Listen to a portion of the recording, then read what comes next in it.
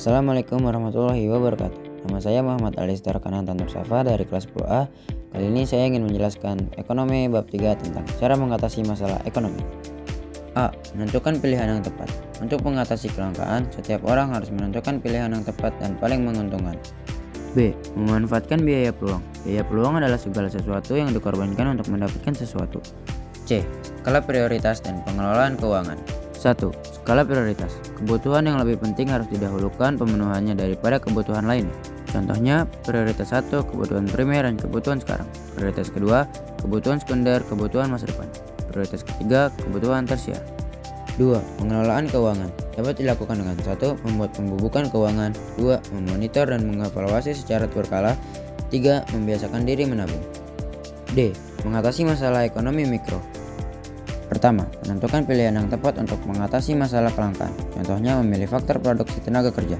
Kedua, bersinergi antara pelaku pasar dan industri untuk membentuk kesatuan yang lebih besar. Contohnya kerjasama antara Nokia dan Microsoft. Ketiga, membentuk kesepakatan di antara produsen dan konsumen. Keempat, menggunakan teknik analisis ekonomi mikro. Kelima, pemanfaatan analisis biaya peluang dalam rangka menentukan pilihan. E. Mengatasi masalah ekonomi makro. 1. Kebijakan yang dirancang pemerintah dalam rangka memengaruhi jumlah uang yang beredar untuk memperbaiki kinerja perekonomian. Contohnya, menurunkan suku bunga.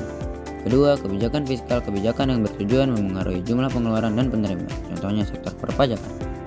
Ketiga, kebijakan dengan arah harga barang murah dan bermutu. Contohnya, pemerintah menyediakan infrastruktur jalan yang baik.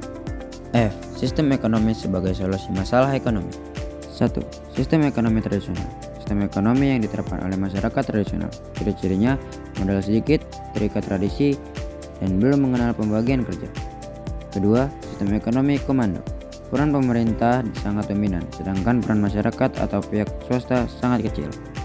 Ketiga, sistem ekonomi pasar. Sistem ekonomi di mana kegiatan ekonomi seperti produksi, distribusi, konsumsi dilakukan oleh swasta. Keempat, sistem ekonomi campuran. Sistem ekonomi di mana pemerintah dan swasta saling berinteraksi dalam memecahkan masalah ekonomi. Sekian penjelasan singkat dari saya. Wassalamualaikum warahmatullahi wabarakatuh.